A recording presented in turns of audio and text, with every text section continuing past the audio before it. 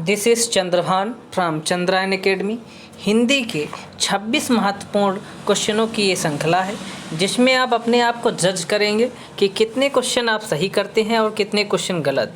इससे आप अपना अंदाज़ा लगा सकते हैं कि आपकी पढ़ाई कितनी उम्दा है और कितनी मेहनत करने की ज़रूरत है। पहला क्वेश्चन देखिए, ये भाषा का मुख्य कौशल नहीं है। ये बताना है भाषा का मुख्य कौशल नहीं है। लिखना, सुनना, पढ़ना, बोलना, चलना। तो भाषा के पहले ये जान लीजिए होते मुख्य कौशल कितने होते हैं। भाषा के मुख्य कौशल 4 होते हैं, लिखना, सुनना, पढ़ना, लिखना। और इसमें पूछा है भाषा का मुख्य कौशल नहीं है, तो नहीं है तो कौन सा चलना हो जाएगा right answer, option number 4। Question number 2 देखेंगे, मातृभाषा की प्रमुख शिक्षण विधि है। मातृभाषा सबसे पहले ये जान लीजिए, जब बच्चे को आपको प्राइमरी विद्यालय का जब बच्चा होता है तो उसको शिक्षा किस रूप में देनी चाहिए, तो सबसे पहले जब छोटा शिशु होता है उसको शिक्षा उसकी मातृभाषा के रूप में देनी चाहिए। अब इस क्वेश्चन नंबर 2 में पूछा है मातृभाषा की प्रमुख शिक्षण विधि कौन सी है, तो मातृभाषा की प्रमुख शिक्षण विधि कौन सी, आगमन है, निगमन है, अनुकरण विधि है, उपरोक्त सभी। तो इसमें बताना है कौन सी विधि है, अनुकरण विधि, क्योंकि जब छोटा बच्चा होता है वो अनुकरण करके ही अधिकतर सीखता है। बहुत सारी चीज़ें जब छोटा बच्चा है वो अनुकरण द्वारा सीखता है, तो कौन सी विधि है, अनुकरण विधि।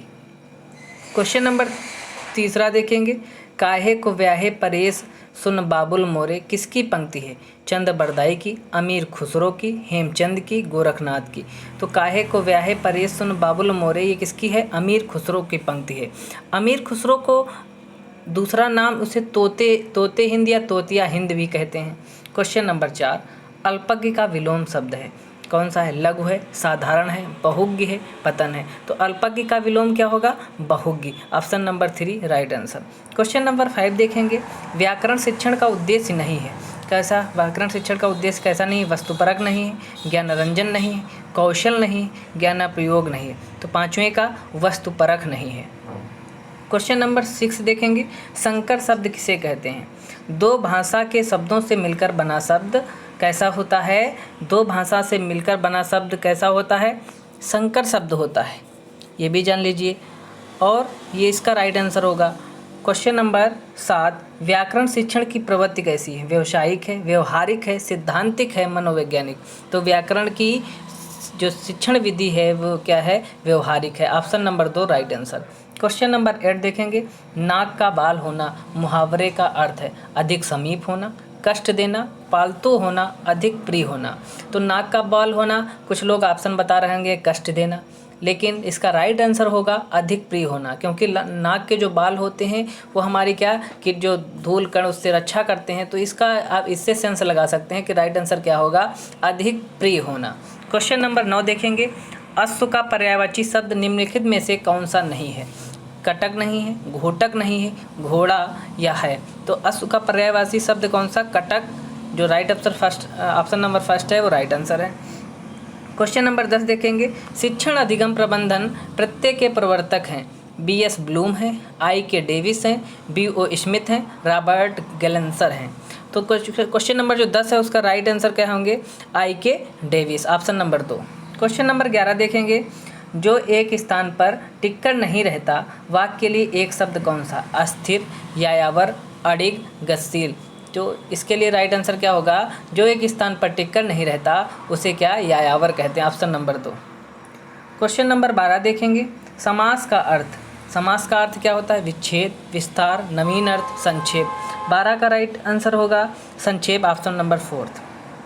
क्वेश्चन नंबर 13 देखेंगे, शिक्षा के उद्देश्यों का वर्गीकरण किया गया है किसकर, BS ब्लूम द्वारा, रॉबर्ट मैगर द्वारा, रॉबर्ट मिलर द्वारा, BO स्मिथ द्वारा। तो शिक्षा के उद्देश्यों का वर्गीकरण ऑप्शन नंबर जो क्वेश्चन नंबर 13 है उसका क्या होगा, BS ब्लूम, ऑप्शन नंबर 1।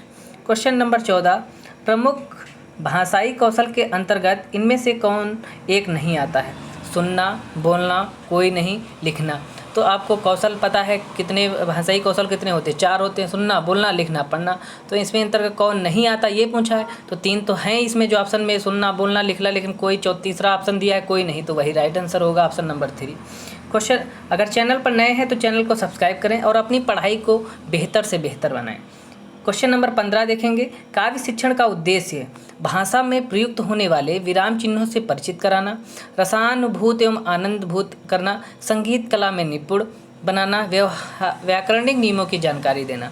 काव्य शिक्षण, जब हम काव्य कोई पढ़ती हैं, कोई पंक्तियाँ पढ़ते हैं काव्य की, तो क्या हमें वो रसानुभूत, रस की आनंद की प्राप्ति, आनंदभूत कराती है हमें। क्वेश्चन नंबर 16, निम्न में से किस वाक्य में विशेषण का प्रयोग हुआ है?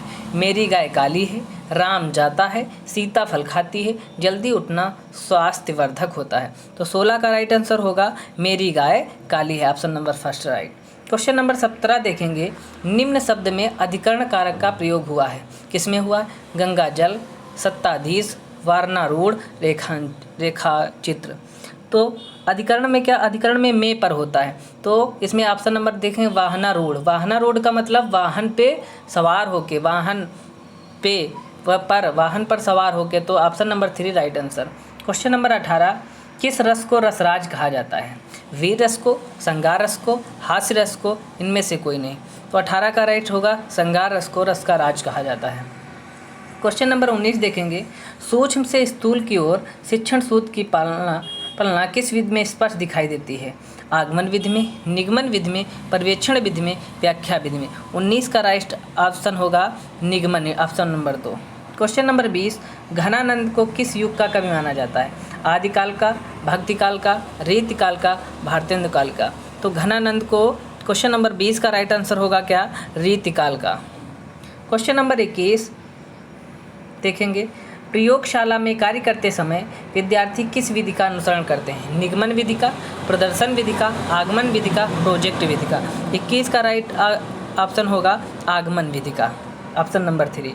क्वेश्चन नंबर 22, इनमें से कौन सा शब्द स्त्रीलिंग नहीं है, ये बताना है। लिपि, संघर्ष, पढ़ाई, समझ। स्त्रीलिंग नहीं है वो बताना है, तो संघर्ष स्त्रीलिंग नहीं, ऑप्शन नंबर 2।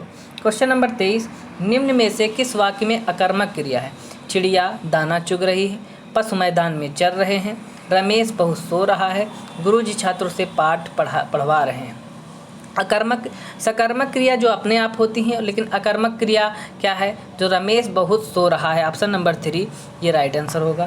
क्वेश्चन नंबर 24, निम्नलिखित में पूर्वकालिक क्रिया प्रयोग है, किसमें? पूजा करके, भयंकर में, करती हुई, दौड़ना। 24 का राइट आंसर होगा पूजा करके।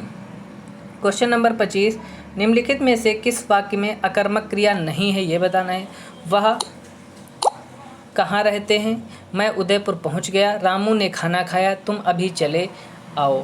क्वेश्चन नंबर जो 25 है उसका राइट आंसर होगा रामू ने खाना खाया। क्वेश्चन नंबर 26, भाषा की प्रथम सार्थक इकाई होती है, क्या होती? अक्षर, वाक्य, शब्द, कोई नहीं। भाषा की प्रथम सार्थक इकाई क्या होती है? शब्द होती है, इसका राइट आंसर।